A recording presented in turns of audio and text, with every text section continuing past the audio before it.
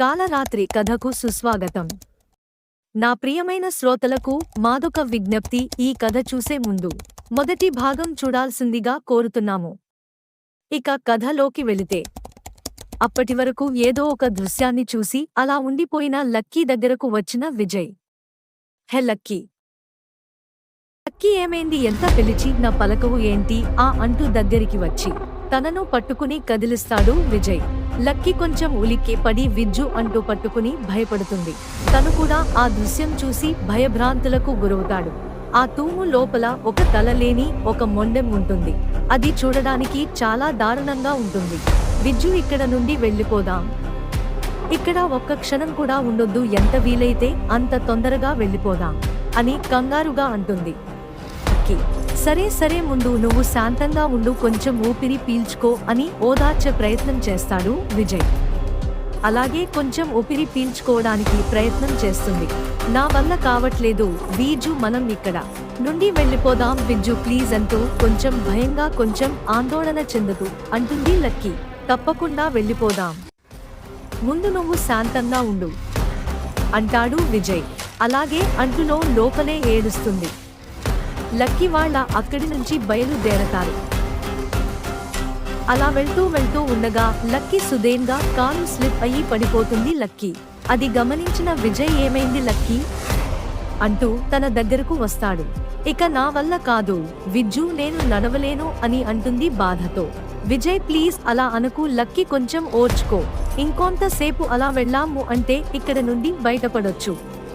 అయినా ఇదంతా నా వల్లే, అసలు ఇక్కడికి రాకుంటే ఇదంతా జరిగేదే కాదు, ఇదంతా నా వల్లే అని తనను తానే తిట్టుకుంటూ ఉంటాడు విజయ్.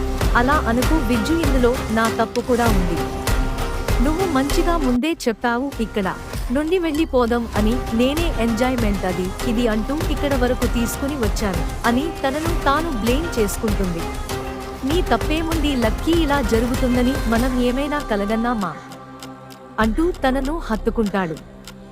వెనక నుంచి ఏదో కారుతున్నట్టుగా ఉంటుంది. వెనక నుండి చెయ్యి తట్టి చూస్తాడు విజయ్. ఆ చేతి నిండా రక్తం ఉంటుంది. ఈ రక్తం ఏంటి అన్నట్లు చూసే లోపు ఒక బాణం నుదుటి మీదుగా వస్తుంది.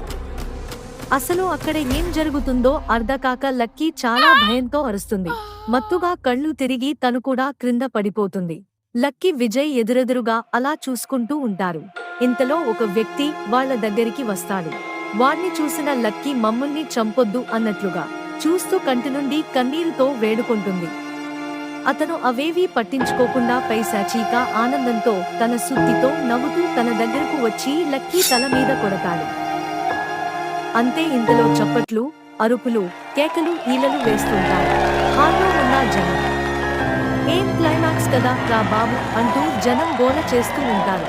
సినిమా అయిన తరువాత కారులో, అబ్బా అబ్బా ఏం క్లైమాక్సరా బాబు, ఇంత కిరాతకంగా పెట్టాడు అని అంటాడు రాజీవ్. డైరెక్టర్గా ఎవరో గాని బాగా తీశాడు అని అంటాడు రాఘవ్. లోపల దాని గురించి మాట్లాడుకుంటారు.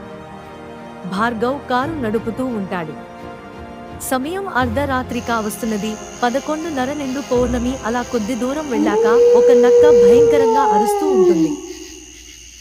మరోవైపు వెళ్లే దారిలో వీళ్లు మూవీ గురించి మాట్లాడుకోవడం మొదలు పెడతారు.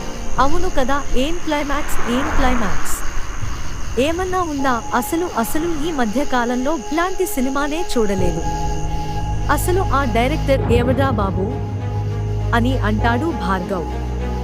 ఆ డైరెక్టర్ అంత బాగా నచ్చేశాడా ఏంటి, అంతలా ఎత్తేసేస్తున్నావ్ అని అంటాడు కేశవ్. నచ్చడం ఏంట్రా బాబు, పిచ్చి పిచ్చిగా నచ్చేశాడు. పని నేర్చుకుంటే అలాంటి వాడి దగ్గరే నేర్చుకోవాలి అని అంటాడు భార్గవ్. విడెంటి ఏం మాట్లాడడం లేదు అని అంటాడు రాఘవ్. రేయ్ మాధవ్, రేయ్ మాధవ్ అని అతన్ని కుదుపుతూ పిలుస్తాడు రాఘవ్. ఆ పిలుపు విన్నా మాధవ్ ఎప్పటికో తేరుకుని ఉంటాడు. ఏంట్రా, ఏమైంది, ఉలుకు పలుకు లేకుండా అలా బిగిసిపోయాగంట్రా అని అంటాడు రాఘవ్. ఏమోరా బాబు, ఈ సినిమా మాత్రం నన్ను చాలా భయపెట్టేసిందిరా, ఈ రోజు నాకు నిద్ర పట్టదేమో. ఏం సినిమా రా బాబు అది, దాన్ని సినిమా అనరు, శాడిజం అంటారు అని తన తల పట్టుకుని ఉంటాడు మాధవ్. అది గ్రహించిన కేశవ్, ఇక దాని గురించి మర్చిపోండ్రా వచ్చామా ఎంజాయ్ చేశామా అన్నట్టుండాలి. ఇక ఇంతలో భార్గవ్ చిల్ అవ్వడం కోసం కార్లో సాంగ్స్ ప్లే చేస్తాడు. కొన్ని దెయ్యాలు పాటలు వస్తాయి. అందులో ఒకటి నందికొండ వాగులో నా అని నాగార్జున గారి సాంగ్ ప్లే అవుతుంది. అది విన్న మాధవ్ ఒరే ఇప్పటికే ఆ సినిమా వల్ల సగం చేస్తే మళ్ళీ ఈ దెయ్యం పాటలు పెట్టి చంపుతున్నవా కొంచెం వెటకారంగా అంటాడు. భార్గవ్ ఊరే అది కాదురా ఏదో చిల్ కోసం అలా పెడితే దెయ్యం సాంగ్స్ వస్తున్నాయి, దానికి నేను ఏం చేయను అని అంటాడు భార్గవ్. నువ్వు ఏం చేయక్కర్లేదు గాని ముందు నువ్వు అది ఆపరా బాబు నీకు దండం పెడతాను అని అంటాడు మాధవ్. సరేలే ఆపేస్తాను లే దానికి కోపడడం దేనికమ్మా అని అంటాడు భార్గవ్. ఇలా కొద్ది దూరం వెళ్లిన తర్వాత ఇంతలో కేశవ్ ఒరే భార్గవ్ దగ్గర్లో ఏదైనా హోటల్ ఉందేరా ఎందుకురా అని అంటాడు భార్గవ్. బాగా ఆకలేస్తుందిరా అని అంటాడు కేశవ్. అవును రా ఈ సినిమా ధ్యాసలో పడి తిండి గురించే మర్చిపోయాం, మాకూడా ఆకలేస్తుందిరా అని అంటారు రాఘవ్ అండ్ రాజీవ్. ఇక ఇంతలో ఒక రెడ్ డ్రెస్ ఒక అందమైన అమ్మాయి అలా నిలబడుతూ కారుకు ఎదురుగా ఉంటుంది. దాంతో కారు నడుపుతున్న భార్గవ్ భయపడతాడు. సడన్ గా కారు ఆగిపోతుంది. అరే ఏమైందిరా కారు ఆపావేంటి రా అని అంటాడు రాఘవ్. ఆపలేదు రా అదే ఆగిపోయింది. ఎందుకురా అని అంటాడు మాధవ్. భార్గవ్ అరే అక్కడ ఏదో ఉంది రా అని అంటాడు భార్గవ్. అటు చూసి ఏముంది రా అక్కడ ఏమీ లేదే అని అంటాడు కేశవ్. లేదు రా అక్కడ ఏదో ఉంది నేను చూశాను కొంచెం భయంతో అంటాడు భార్గవ్.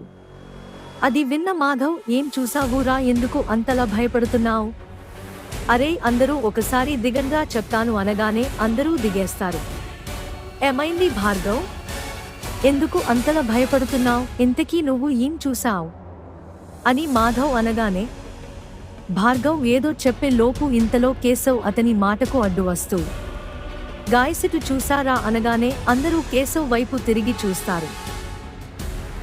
కేశవ్ వాళ్లకు ఏం చూపించాడు ఇంతకీ వాళ్ళు ఏం చూశారు ఇంతకీ ఆ రెడ్ డ్రెస్ అమ్మాయి ఎవరు అది తెలియాలి అంటే నెక్స్ట్ ఎపిసోడ్ వరకు ఆగవలసిందే.